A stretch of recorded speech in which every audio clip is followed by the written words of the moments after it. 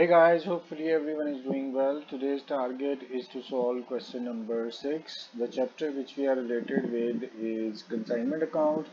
When you will see the question, आपको ऐसा feel होगा ये तो बड़ा लंबा question है but even you can see the length of this question is too large.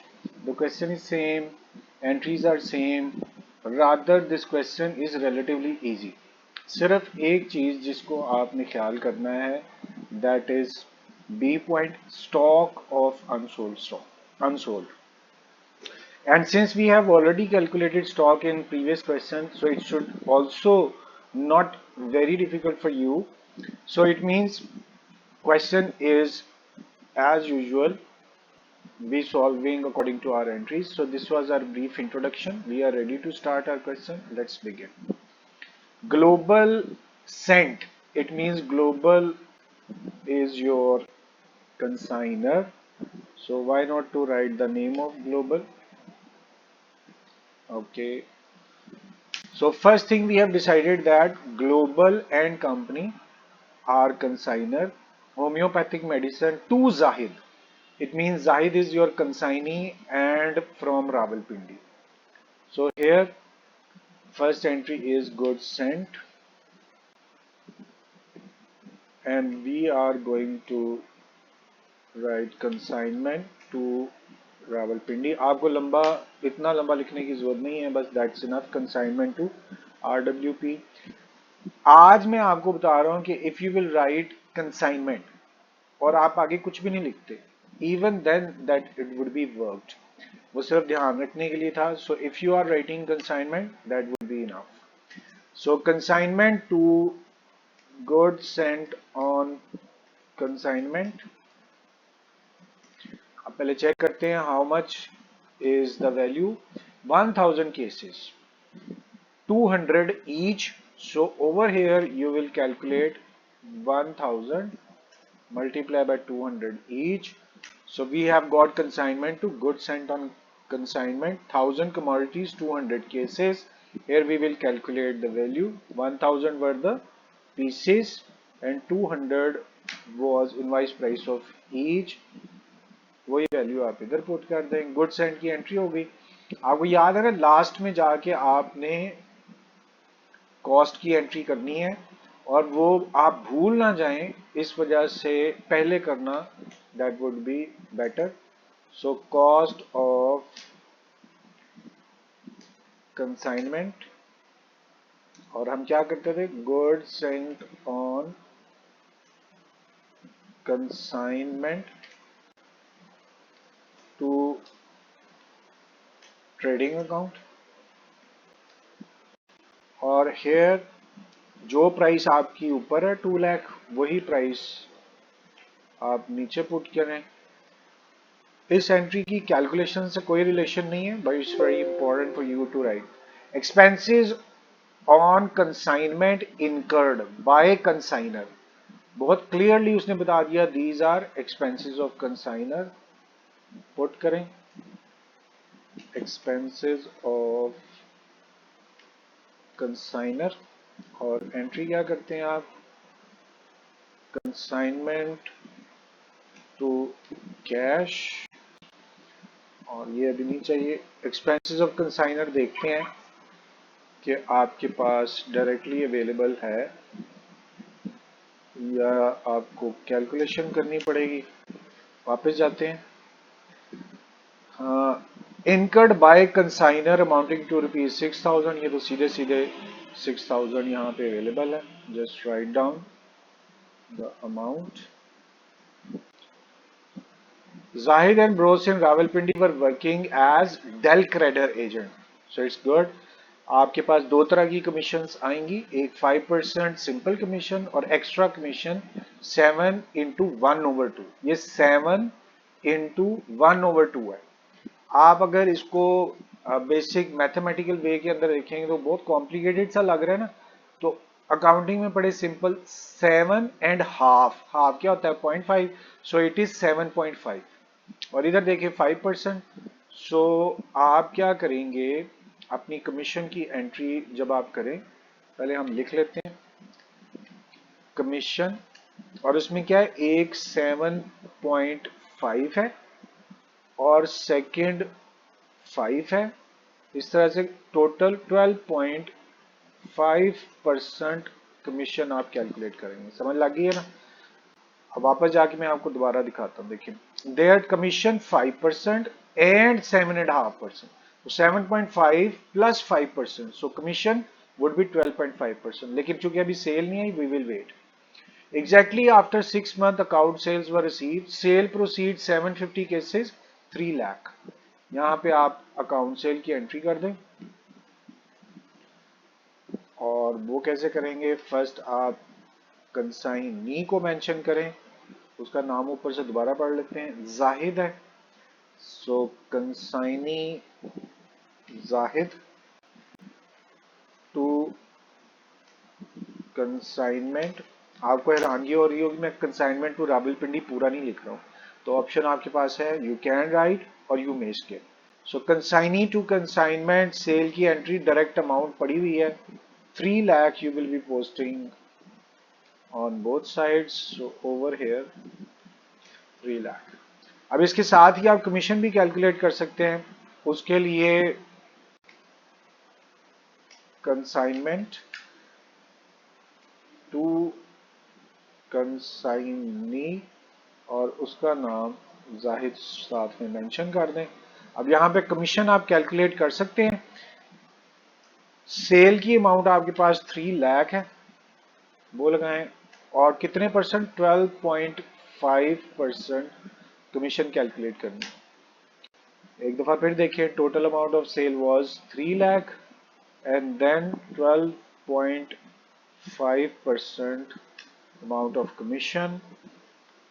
इस तरह से कमीशन की भी एंट्री कंप्लीट हो गई। वापस stock, so when you will use your very own common sense, you can see that total number of units 1000, sale 750 units.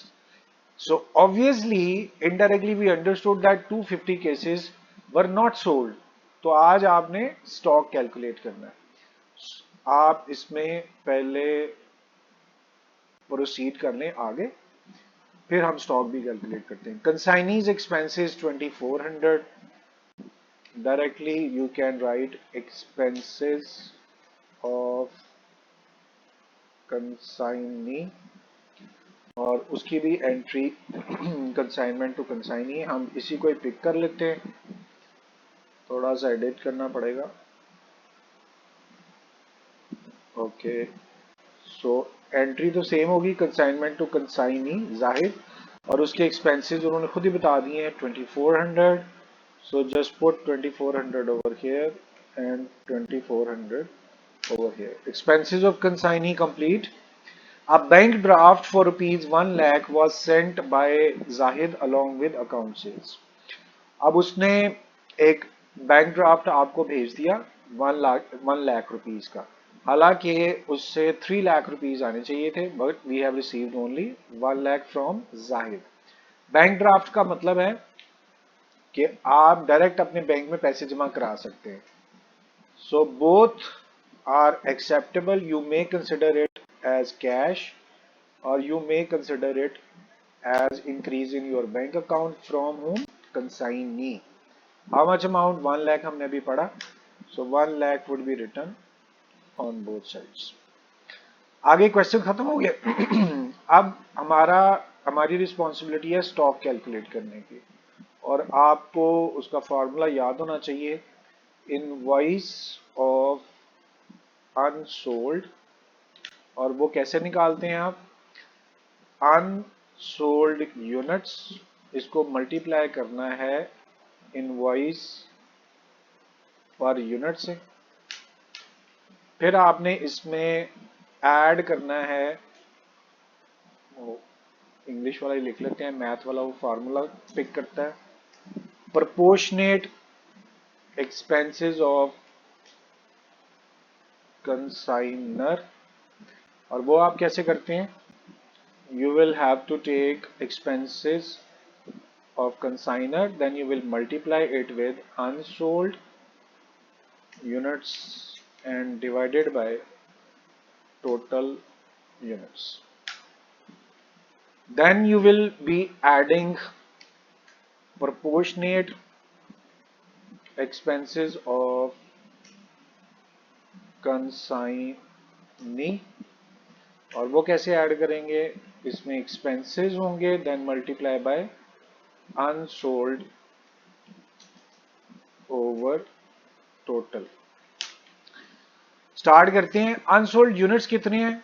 Total number of units were, you can see that they were 1000 and you have sold 750, remaining 250 cases are unsold, और फिर आप इसको multiply करेंगे invoice price per unit पर। और invoice होती है किस किस कीमत पर आपने माल भेजा, sent, I am talking about goods sent not sale. So goods were sent for 200 per cases, तो यहां पर आप 200 से इसे मल्टीप्लाई करेंगे तो पहली प्राइस आपके पास आ जाएगी इनवॉइस ऑफ अनसोल्ड। 250 अनसोल्ड थे और price of one commodity was 200। अब आपने प्रोपोर्शनेट एक्सपेंसेस ऑफ कंसाइनर करना है। ये पढ़ें जरा narration. Expenses of consignor, just pick this expense, total amount of expense 6000, multiply करेंगे अनसोल्ड 250 और डिवाइड करेंगे टोटल नंबर ऑफ यूनिट्स 1000 थे। एक दफा दिखा दूं आपको, देखें 1000 केसेस। अब आप इसकी भी कैलकुलेशंस कंप्लीट कर लें। 6000 were expenses of consignor, then multiply by 250 unsold divided by 1000 total number of units। Next आपने कंसाइनी के सिर्फ डायरेक्ट एक्सपेंसेस लेने हैं। अब तो आपने डेफिनेशन भी याद कर लिया तो आपको पता होगा direct expenses before reaching inside godown of consignee. Consignee का जो शोरूम है उसके दरवाजे से अंदर एंटर होने से पहले पहले अगर कंसाइनी ने कोई एक्सपेंसेस किए हैं, those expenses would be considered as direct expenses। ये अलाइनमेंट जरा थोड़ी सी खराब हुई है, इसको हम ठीक कर लेते हैं। ओके, अचानक मेरी नजर पड़ गई उस पर। So since nothing has been mentioned over here, उसने कोई बात ही नहीं बताई, तो आप डायरेक्ट एक्सपेंसेस के लिए खुद से एज्यूम नहीं करेंगे। यहाँ चूंकि उसने नहीं बताया कि it is sort of expense of unloading. Unloading क्या होती है? दरवाजे पे खड़े होकर जो ट्रक अनलोड करवाते हैं उसको अनलोडिंग चार्जेस कहते हैं, वो डायरेक्ट होते हैं। और हाँ, यहाँ पर कुछ भी एक्सप्लेन नहीं किया गया। So you are not going to take consignee's expenses until they are direct.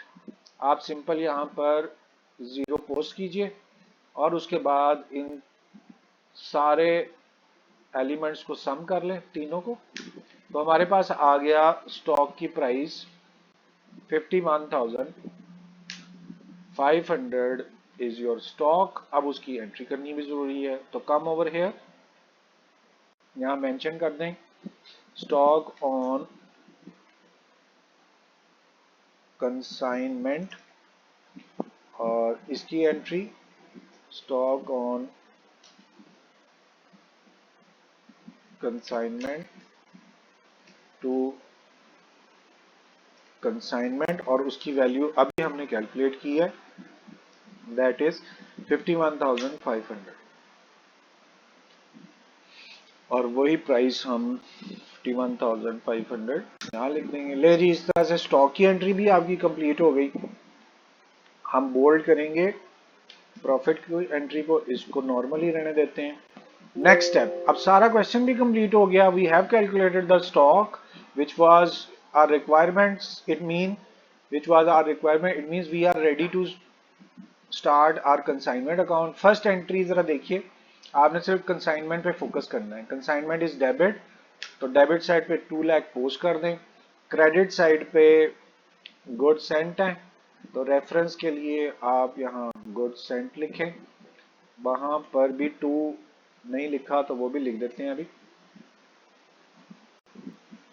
दोबारा देखें, गुड सेंट है, इसके साथ आपने मेंशन करना है to goods sent on consignment. So first entry is completed, 2 lakh is present.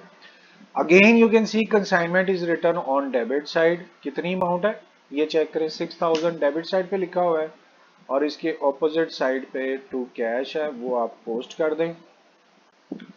Next entry को चेक करें, यहां पर टू कैश कंप्लीट किया, अगली एंट्री में again consignment is present on debit side, आप अमाउंट पिक करें, this was your commission of consignee, और इसकी ऑपोजिट साइड पर कंसाइनी है, उसको भी मेंशन कर दें।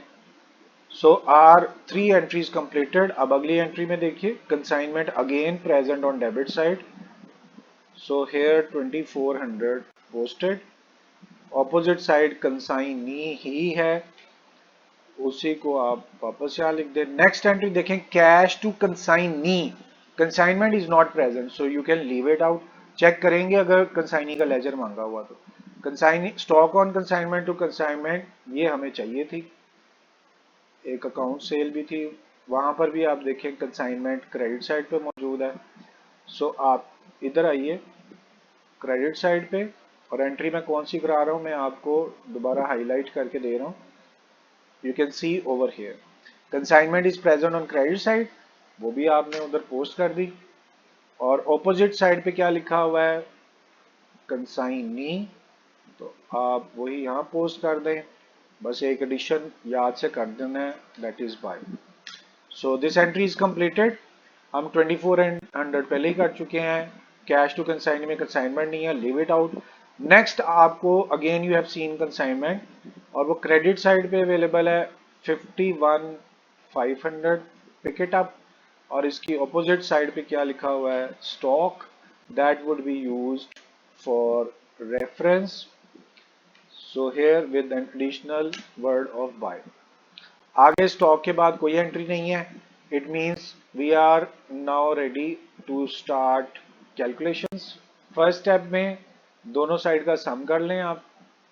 सो sum of debit side completed, then sum of credit side. ये स्मॉलर साइड है, इसका मतलब है income side is more than debit side, so that would be considered as profit on consignment. और कैसे कैलकुलेट करेंगे, you will be taking larger amount then subtract smaller amount. 245,900 is your smaller amount, और profit आ रहा है जी 105,600, और यहाँ check करें 105,600। लास्ट स्टेप, ये जो जगह हमने छोड़ी हुई थी that is for profit on consignment, वो पुट कर दें, प्रॉफिट ऑन कंसाइनमेंट। और यही एंट्री आप यहाँ पे पोस्ट करेंगे, क्योंकि एंट्री क्या होती है, consignment to profit on consignment. ऊपर वाली एंट्री में आपको लिखना है कंसाइनमेंट। नहीं जी, क्वेश्चन तो कंप्लीट हो गया। अब सिर्फ लास्ट आपने अमाउंट पोस्ट करनी है, कितना प्रॉफिट हमने कैलकुलेट किया है, दैट वाज 105,600, और उसको दोनों तरफ पोस्ट कर दें। चेक करते हैं कि हमें we are in need to make consignee's account or not. You are asked to give necessary entry in the books of consignor to record the above transaction. यहाँ mention नहीं किया हुआ, इसका मतलब है कि you do not need to make consignee account if it has not been mentioned. That is why I was saying it was relatively easy question. पिछले question की निस्बत जहां हमें बहुत सारा काम एक्स्ट्रा करना पड़ा था। स्टॉक को हेडिंग दे देते हैं, this is what we have calculated is stock. नहीं जी, I'm very hopeful that you have understood everything, but still if you are feeling anything difficult, you are open to share your question. I will answer them quickly. Thank you very much for your time. It's time to say goodbye. Allah Hafiz.